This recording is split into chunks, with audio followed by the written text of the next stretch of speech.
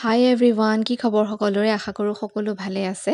আজি কেইবাদিনৰ মূৰত এটা মিনি ভ্লগ লৈ আহিছোঁ। আচলতে ৰাতিপুৱা এগিলাচ কুহুমীয়া গৰম পানীৰে মোৰ দিনটো আৰম্ভ হয়, সেইকাৰণে পানীগিলাচ এতিয়া মই খাই লওঁ। চাহ তাহ খোৱা হ'ল বাৰু ৰাতিপুৱা। এতিয়া মোৰ অকণমান কিবা এটা খাবলৈ মন গৈছিলে, চটপটা। প্ৰায় 11টা মানে বাজিছিলে আৰু সেইকাৰণে কাবুলী বুট কেইটামান আছিলে, বইল কৰি ল'লোঁ। লগতে অকণমান পিঁয়াজ, জলকীয়া, অকণমান জালুকৰ গুড়া আৰু অকণমান নিমখ দিছোঁ টেষ্টৰ কাৰণে, আৰু লগতে অকণমান নেমু ৰসো চেপি দিছোঁ। এনেকৈ খাই যে খুব বেছি ভাল লাগে মানে, আৰু ইয়াতে যদি ধনিয়া পাত কেইটামান হয়তো আৰু ক'বই নালাগে, আৰু অকণমান চাট মছলাও দিলেও খুব ভাল লাগে। মই সেইকাৰণে আজি খাব মন গৈ থকাৰ কাৰণে এনেকৈ বনাই ল'লোঁ।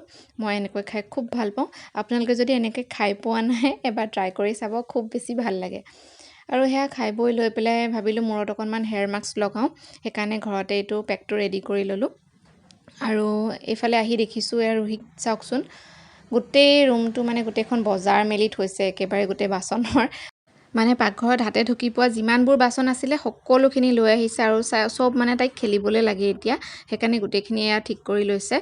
আৰু এতিয়া একেবাৰে সন্ধিয়া সময়ত আপোনালোকক লগ পাইছোঁ। মই এতিয়া যাবলৈ ওলাইছোঁ নামঘৰলৈ, কাৰণ আজি আমাৰ ভাদমহীয়া পাল আছে ৰাইজৰ, সেইকাৰণে ওলাইছোঁ।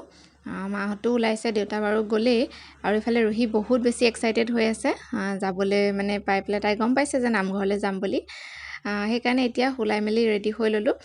প্ৰথমতে ৰুহিকে আইতাককে দেউতাকক ক'লোঁ থৈ আহিবলৈ, কাৰণ মোৰ দুটামান সৰু সুৰা কামো আছিলে, ভাবিছিলোঁ সেইকেইটা কৰিহে মই যাম বুলি। সেইকাৰণে আইতাককে নাতিনীয়েককে আগতীয়াকৈ থৈ আহিব ক'লোঁ।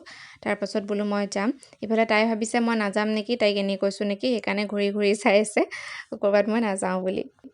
এতিয়া আহি পালোহি নামঘৰ, আৰু ভকতসকল সকলোবোৰ আহি পোৱা নাছিলে, সেইকাৰণে আমি চবে বহি অলপমান কথা চথাকৈ এনেকৈ পাতি আছিলোঁ, সকলোৰে কাৰণে ৰৈ আছিলে।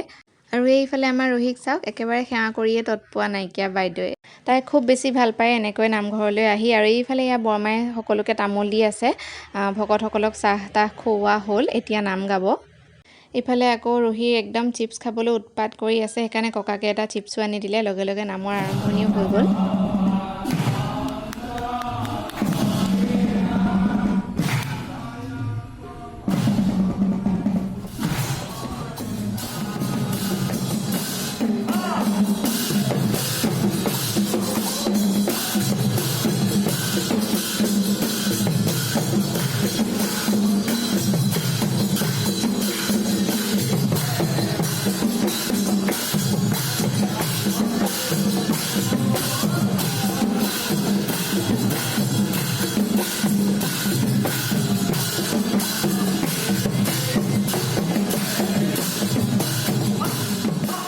এতিয়া নাম সামৰণি মাৰিলে আৰু প্ৰসাদো দি দিছে, আৰু প্ৰসাদকেইটা খাই বৈ একেবাৰে আহিলোঁ, ঘৰ পালোহি।